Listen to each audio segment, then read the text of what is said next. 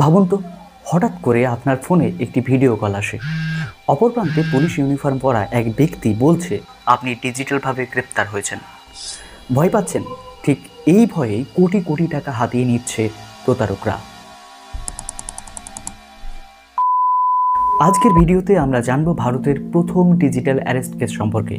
কিভাবে ঘটলো এই প্রতারণা, কিভাবে তদন্ত হলো এবং আদালতের রায় কী হলো, এবং আপনি এই ধরনের স্ক্যাম থেকে কি করে বাঁচবেন।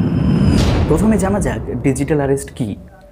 ডিজিটাল অ্যারেস্ট হলো একটি নতুন ধরনের সাইবার ক্রাইম, যেখানে অপরাধীরা নিজেদের পুলিশ, সিবিআই বা ব্যাংক অফিসার বলে পরিচয় দেয়। তারা ফোন বা ভিডিও কলের মাধ্যমে ভয় দেখায়, বলে আপনার নামে মানি লন্ডারিং বা ড্রাগস স্মাগলিংয়ের মতো গুরুতর অভিযোগ আছে। তারা নকল আইডি কার্ড, কোর্টের কাগজ, এমনকি পুলিশ স্টেশনের মতো শেড তৈরি করে ভুক্তভোগীকে ভয় পাওয়ায়। তারপর তারা টাকা ট্রান্সফার করতে বাধ্য করে। 2024 সালের প্রথম 3 মাসে ভারতীয়রা এই স্ক্যামে 120 কোটি টাকার বেশি হারিয়েছে। এটি শুধু টাকার ক্ষতি নয়, এটা প্রচণ্ড পরিমাণে মানসিক চাপ তৈরি করে। এবার আমরা মূল কেসে যাব। 2024 সালের শেষ দিকে পশ্চিমবঙ্গের নদিয়ার রানাঘাটে এক অবসরপ্রাপ্ত কৃষিবিজ্ঞানী পার্থ মুখোপাধ্যায় হঠাৎ একটা ভিডিও কল পান।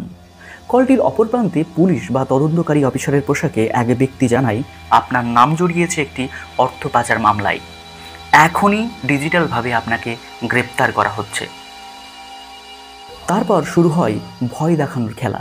তারা বলে পুলিশ না এসে আপনার সমস্যা ডিজিটালি সমাধান করতে টাকা দিতে হবে।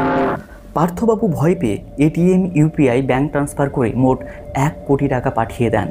এই ধরনের প্রতারণাকে বলা হচ্ছে ডিজিটাল অ্যারেস্ট স্ক্যাম। এই প্রতারণায় ব্যবহার হয় video call, AI voice copy, ভুয়ো ওয়েবসাইট এবং ডিজিটাল ফুটপ্রিন্ট।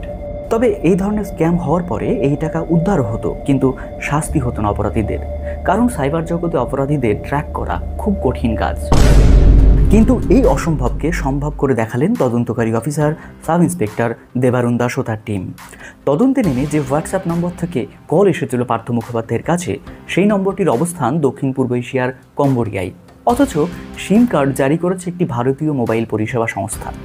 কম্বোডিয়ায় বসেও পরিষ্কার বাংলা ও হিন্দিতে কথা বলছে ফোনের মালিক। শুধু তাই নয়, যেসব ব্যাংক অ্যাকাউন্টে টাকা জমা করেন প্রতারিত পার্থ মুখোপাধ্যায়, সেগুলির মালিকও সবাই ভারতীয়।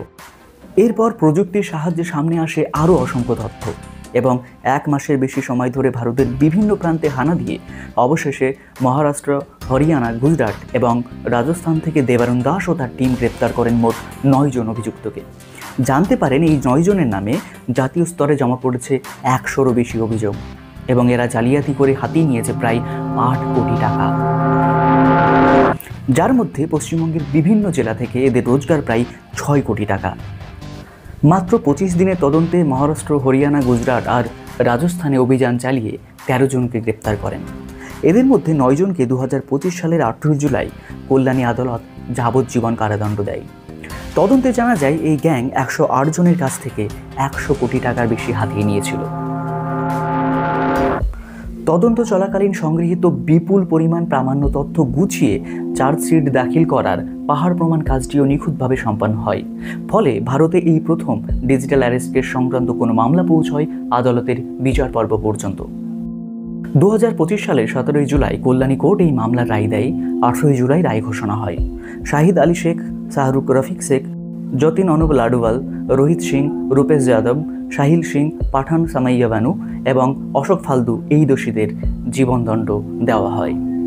এই কেসের বিচার 2025 সালের ফেব্রুয়ারিতে শুরু হয় এবং 5 মাসের মধ্যে শেষ হয়। আদালতে এই অপরাধকে অর্থনৈতিক সন্ত্রাস বলে। এটা ভারতের প্রথম ডিজিটাল অ্যারেস্ট কনভিকশন, যা সাইবার ক্রাইমের বিরুদ্ধে একটা বড় জয়।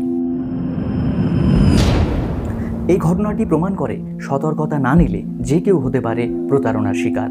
তাই মনে রাখুন, কোনো সরকারি সংস্থা কখনো ভিডিও কলে আপনাকে গ্রেপ্তার করবে না। অপরিচিত নম্বর থেকে ভয় ভীতি দেখালে সাথে সাথে থানায় জানাবেন। ফোনে কোনোভাবেই কাউকে টাকা পাঠাবেন না। আপনি যদি কখনো এমন ফোন বা ভিডিও কল পান, সঙ্গে সঙ্গে রেকর্ড করুন, স্ক্রিনশট নিন এবং সাইবার ক্রাইম হেল্পলাইন 1930-তে ফোন করুন। এই ছিল ভারতের প্রথম ডিজিটাল অ্যারেস্ট কেস। দেখে নিন, বুঝে নিন, বাঁচুন প্রতারণা থেকে। ভিডিও ভালো লাগলে চ্যানেলটি সাবস্ক্রাইব করবেন। পরের ভিডিও আপনারা কী বিষয়ে দেখতে চান আমাদের কমেন্ট বক্সে জানাবেন। ধন্যবাদ।